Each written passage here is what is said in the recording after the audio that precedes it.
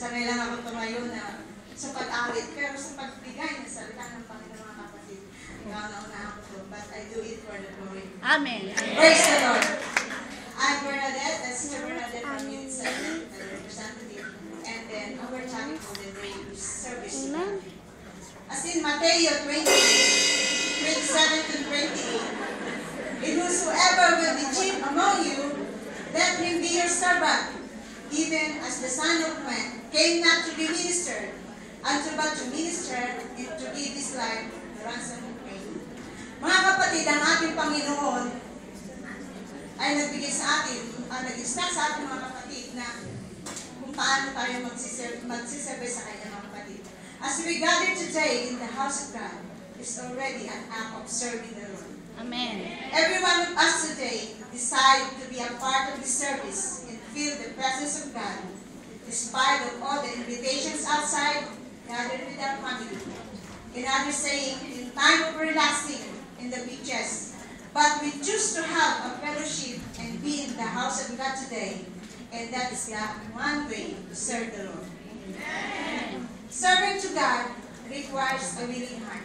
Amen. Ang pagsunod natin sa aming Panginoon, mga kapatid, ay hindi sa pilitan. Amen. Ayaw ng Diyos na kung ikaw ay maglilingkod sa Kanya, ay ikaw ay napipilitan lang, mga kapatid. Amen. Dahil ang Panginoon, binigay niya ang kanyang sarili ng buong puso to redeem our sin, mga kapatid, dahil sa pagmamahal niya sa atin. Reverence for worship to God. As we serve the Lord, we need to fear to God and follow Him with all our heart. The second one in Matthew 6 verse 24 is about thy loyalty. You cannot serve two masters, mga kapatid. Yes. Hindi mo pwedeng mahalin ang Panginoon kung meron kang posisyon na hinahawakan na ayaw mong i-give up. Kung mas mahal mo ang posisyon mo kaysa sa Panginoon, ayaw ng Panginoon, mga kapatid, dahil sinabi siya ay silosong Diyos. Yes. We can put our trust to God and focus on Him. There's so many bad things will happen in our life. Trials will come. But, ang tanda natin, mga kapatid, still we need to look upon Him and worship Him alone. Amen. Don't let your possession or position in your lives take over your worship to God. Yes. That's right.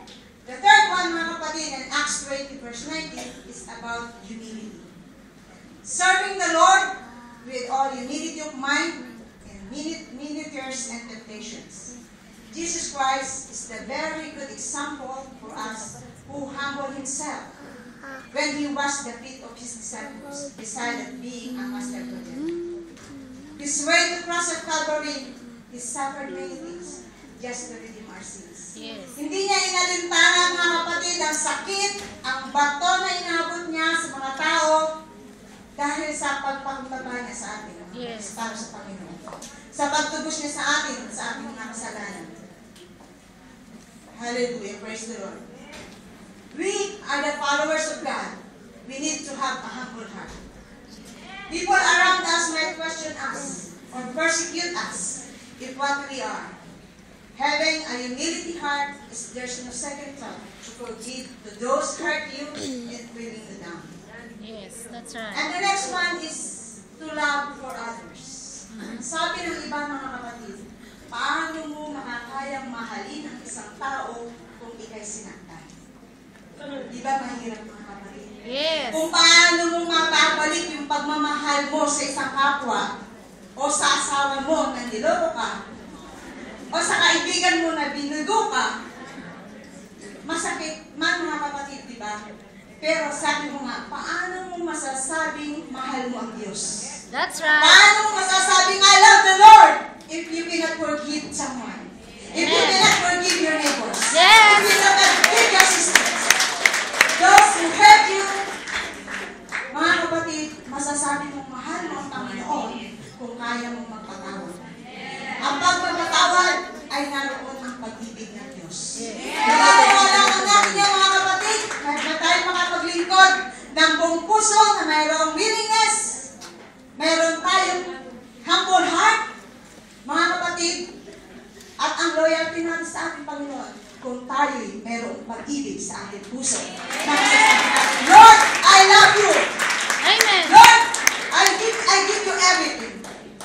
Because ang ating Diyos na sinasabi ng 1 John, God is love. Dahil kaya tayo naririto, mahal natin ang ating Panginoong Jesus. Praise the Lord!